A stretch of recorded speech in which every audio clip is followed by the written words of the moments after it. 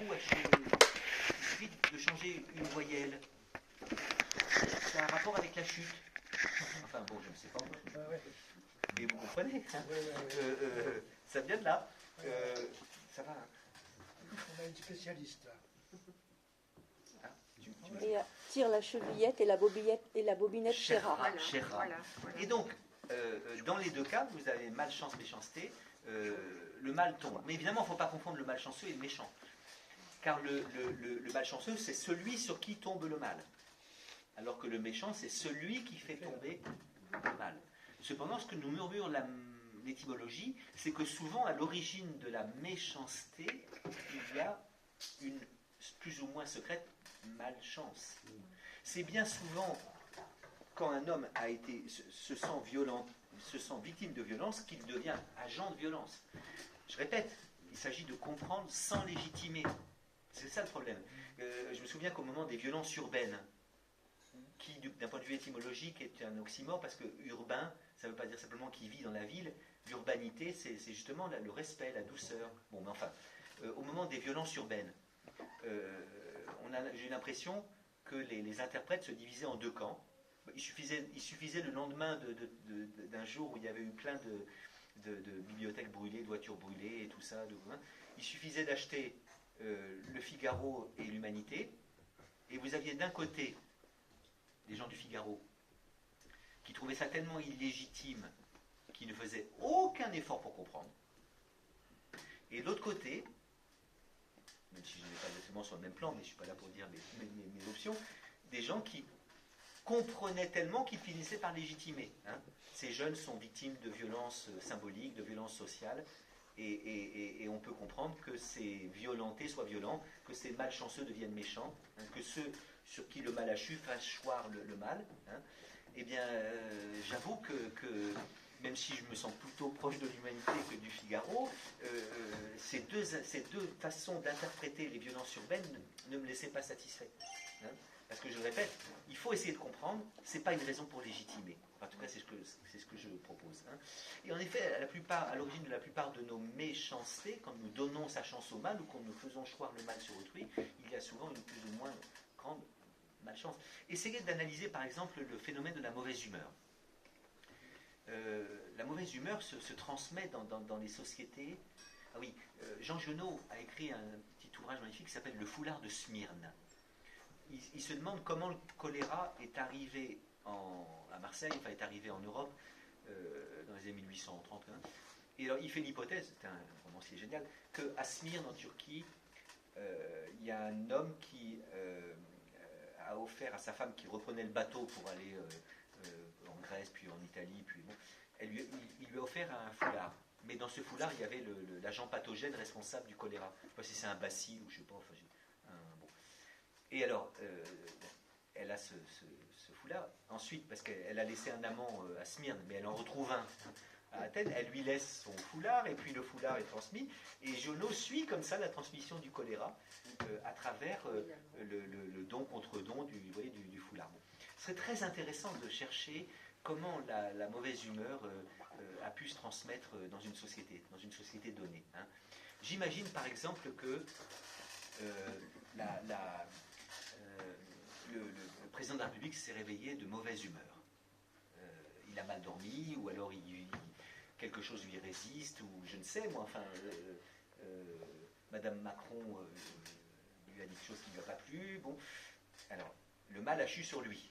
Hein, il est de mauvaise humeur parce que le mal a chu sur lui. Elle a fait choir le mal sur lui. Ou alors il ne s'est pas trouvé beau dans les mémoires, il faudrait bien réfléchir avant de nous renvoyer l'image. Sur Cocteau. Bon. Et alors le mal a chu sur lui. Le mal, c'est d'abord quelque chose de pondéral. C'est d'abord quelque chose qui pèse. Alors, si ça pèse pas trop, ça va. Mais s'il y en a de plus en plus, il y a un moment où on ne peut plus le supporter, et résultat, il fait choir le mal sur le Premier ministre. Qui ne va pas oser lui répondre, parce que c'est le président, qui va le faire choir sur... la mauvaise humeur se transmet comme ça. Comme le bacille du choléra, au fur et à mesure des transmissions du foulard de Smyrne, se transmet la mauvaise humeur. Hein. Et donc, le Premier ministre va passer ses nerfs sur le chef du cabinet, qui va les passer sur le sous-chef, qui va les passer sur la secrétaire, sur la sous-secrétaire. Et la sous-secrétaire va rentrer chez elle de mauvaise humeur. Vous savez, un être humain qui rentre chez lui de mauvaise humeur, c'est au bout d'un quart d'heure, 4 personnes de mauvaise humeur. Évidemment, s'il y en a 3 qui attendent de l'autre côté, sinon ça ne marche pas. Mais vous arrivez de mauvaise humeur, vous rentrez, et vous passez vos nerfs sur des gens qui n'y peuvent mais. Et à ce moment-là, elle va donc être désagréable avec sa fille, son adolescente de fille. La veille, elle était rentrée pleine de bonne humeur, et la fille avait mal rangé la chambre, mais c'est pas grave, enfin, on commence à avoir des conversations de filles, hein, tu sais, mais là, la chambre n'est pas plus mal rangée que la veille, mais elle arrive de mauvaise humeur, et sa fille s'en prend plein, qui va s'en prendre à la petite sœur, qui va s'en prendre au petit frère, le frère va être l'ours, hein, il va arracher les... Bon. Vous voyez comment ça se transmet. Je crois que la violence se transmet dans les sociétés à partir de ce phénomène qu'est la conversion du malchanceux en méchant. Le malchanceux devient méchant. Celui sur qui le mal a chu fait choir le mal sur celui sur qui il le fait choir. Bon, tu vois, et ça, c'est le phénomène de mauvaise humeur qui se transmet. Bon, En Afrique, on dit on passe le singe sur les épaules de l'autre. Ah bah, tu vois, on ne peut pas mieux dire. Et bien, je crois qu'il faut essayer de comprendre ce phénomène-là.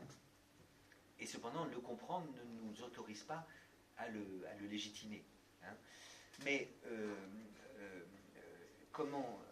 Alors, donc ça, c'était mon analyse. Et dernière partie assez rapide, quel remède? Enfin, la philosophie n'est pas là pour donner des remèdes. Et surtout, il ne s'agit pas de penser que la... Alors donc, la violence est le contraire du respect. Le respect, c'est ne pas réduire au statut d'objet, ne pas réduire au statut de moyen. La violence, c'est le proche de la force, mais ce n'est pas la même chose, parce qu'une force qui ne viole pas un droit est légitime. Une force qui viole un droit ne l'est pas. D'où vient-elle? Comment elle s'explique?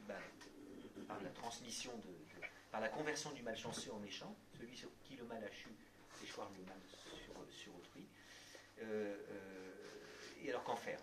Alors si je dis qu'on n'éradiquera jamais la violence, j'ai trouvé une formule de Kundera pour laquelle j'ai beaucoup d'admiration, la formule, hein, pas forcément Kundera. Les plus grands malheurs ne viennent pas des conflits entre les hommes, mais du désir de les en libérer à tout jamais. Kundera écrit ça dans les Testaments trahis. Les plus grands malheurs ne viennent pas des conflits entre les hommes, mais du désir de les en libérer à tout jamais, de leurs conflits. Hein. Méfiez-vous de ceux qui vont vous dire, moi j'ai une recette et il n'y aura plus jamais de conflit entre les hommes, il n'y aura plus jamais de violence. Vous voulez supprimer la violence, supprimez l'humanité. Supprimez l'humanité, il n'y aura plus de violence. Hein, parce que je pense que les rapports entre le tigre et la gazelle sont des rapports de force et de ruse plutôt que des rapports de violence. Hein. Donc il ne s'agit pas de vouloir éradiquer la violence, mais essayer d'en limiter la quantité.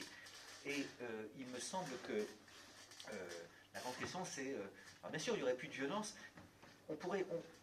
la violence disparaîtrait de la surface de la Terre et de nos institutions si dans nos institutions il n'y avait que des saints et des héros.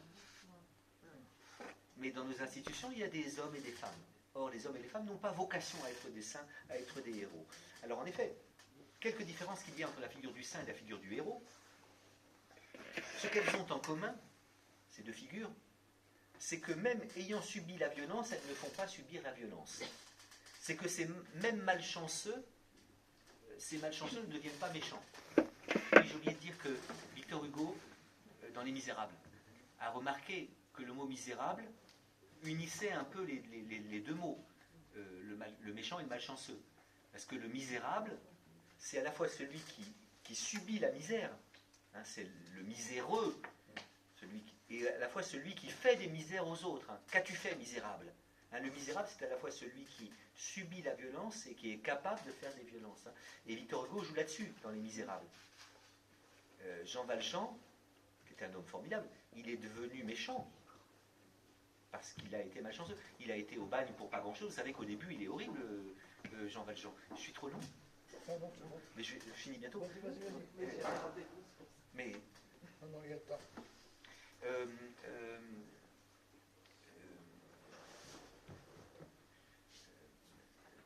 Jean Valjean, au début, est très très méchant. Enfin, il prend sa pièce à Petit Gervais. La seule manière qu'il a de remercier Monseigneur Myriel de l'aide qu'il lui a donnée, c'est de lui voler les chandeliers. Bon. Et puis après, il commence à se convertir quand les flics reviennent avec Jean Valjean. Cet individu lui vous a volé. Et à ce moment-là, Myriel dit « Mais non, c'est moi qui les lui ai donné. Et même, il a oublié cette soupière en or. » Et là, il commence à se produire quelque chose, une conversion chez Jean Valjean. Mais c'est Thénardier, Valjean. Les Thénardier subissent. Les Thénardier sont malchanceux et deviennent méchants. Valjean, malchanceux, à un moment cesse d'être méchant. Enfin, vous voyez, le mot misérable unit, rassemble les deux. Dans le mot misérable, il y a à la fois le sens du méchant et le sens du malchanceux. Mais le saint et le héros, en effet, pour ne pas se rendre coupable de maltraitance ou de violence, quand on est épuisé de fatigue, quand on a subi la violence, quand on a été maltraité, bon, bien sûr, soignons les soignants. Soignons les soignants. N'exigeons pas des soignants, des professionnels du soin, de l'accompagnement, qu'ils soient des saints ou des héros. Hein.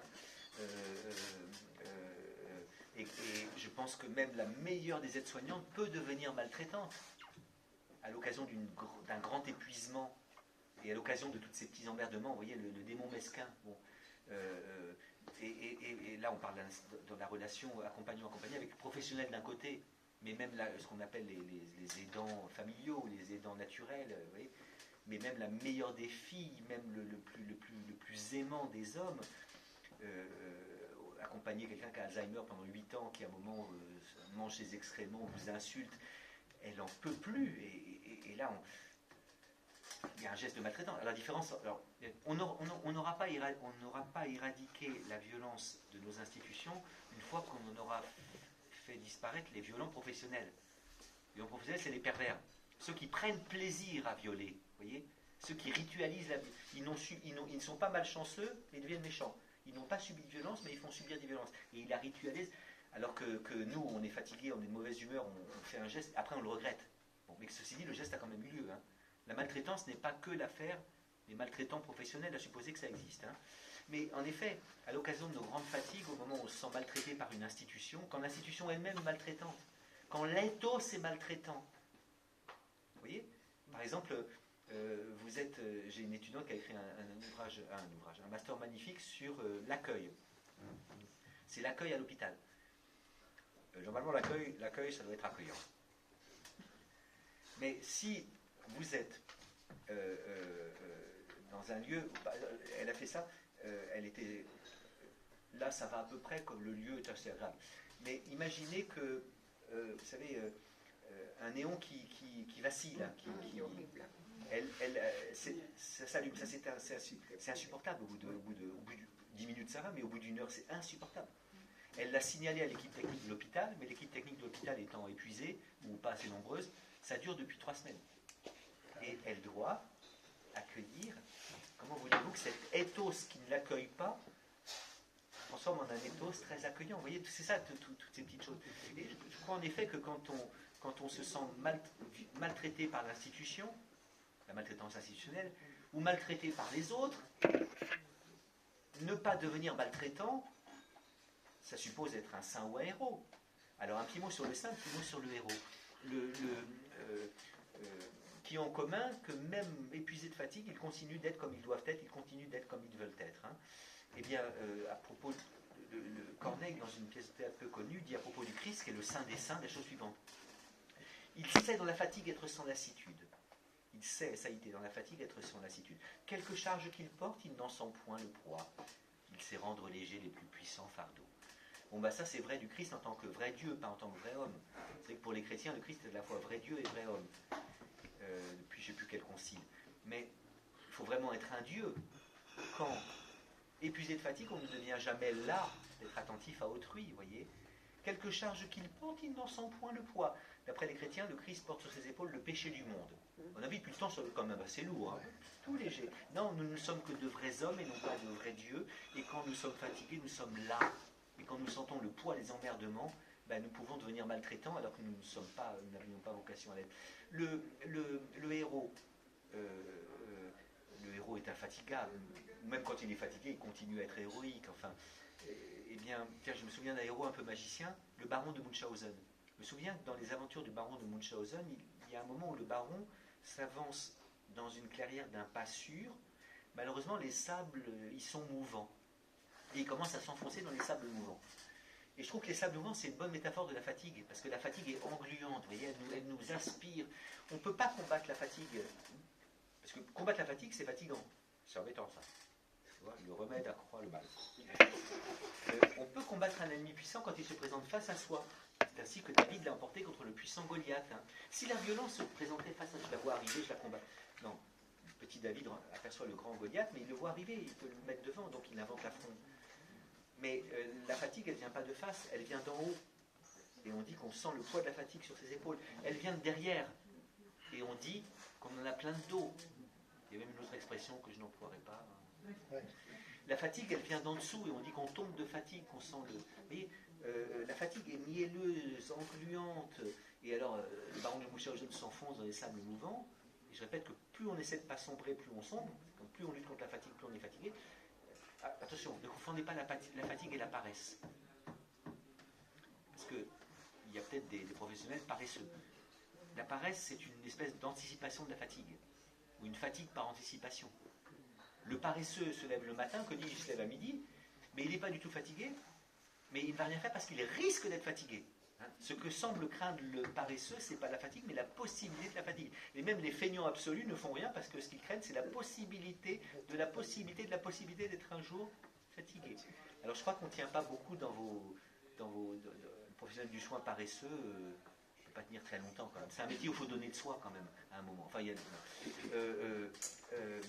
mais alors le baron de Munchausen, alors, la tête passe avec le reste, il n'en peut plus, mais tout d'un coup il faut sourire à la dame. Comment vous avez bien mangé, madame? Vous avez bien dormi, hein? Comment tu vas aujourd'hui? Alors qu'elle n'en peut plus. Mais à un moment, la tête passe avec le reste. Hein. Et vous savez comment le baron de Munchausen, ce héros magicien, va se sortir des sables mouvants de la fatigue en se tirant lui-même par les cheveux. Il se tire lui-même par les cheveux. Petit saut périlleux, même pas mal. Ce qui prouve qu'il avait des cheveux. Et non pas une moumoute, hein, ou rien du tout. Bon. Non, on ne se sort pas des sables mouvants de la mauvaise fatigue par un décret de la volonté. Quand on commence à sombrer, qu'on n'en peut plus de son boulot et qu'on risque, alors qu'on est gentil, de devenir méchant, alors qu'on se veut bien traitant, de devenir maltraitant, alors qu'on n'est pas violent, on risque de devenir violent, bah pour sortir des sables mouvants, on a besoin d'une branche. Ce dont nous avons besoin, c'est de la main d'autrui. Que je puisse avouer à mes collègues que j'en peux plus, et que je risque de mal faire ou faire mal, sans être jugé. Voyez. Et j'espère que je ne vais pas trouver une main glissante en disant bah non, non, tu dois être dans le care, dans la bientraitance, dans la sollicitude, dans la considération. C'est le plus beau des métiers du monde, dis donc je t'applaudis, puis tu as intérêt à te le faire bien. Non, quand on ne peut plus bien faire son métier parce qu'on subit le mal, pouvoir avouer sa fatigue sans être jugé, pouvoir avouer sa puissance de violence. Je peux être violent, alors je ne le voudrais pas. Et voilà pourquoi il faut organiser, c'est fondamental pour moi, des groupes de parole, des endroits où le professionnel puisse dire ce qu'il vit sans être jugé. Une supervision. Créer quelque chose comme une solidarité des fatigués, vous voyez. Hein, et en un sens, notre rendez-vous d'après-midi, il est là pour ça. Il est là aussi pour ça. Merci à toi, Marc, d'avoir créé vite de bonne qualité, une chambre d'écho à la bonne acoustique, où ce ne soit pas simplement l'objet d'un exposé philosophique sur la violence, mais maintenant, l'objet, dans le temps qui nous reste, d'une discussion sur ce qui se passe dans la réalité. Merci de votre attention.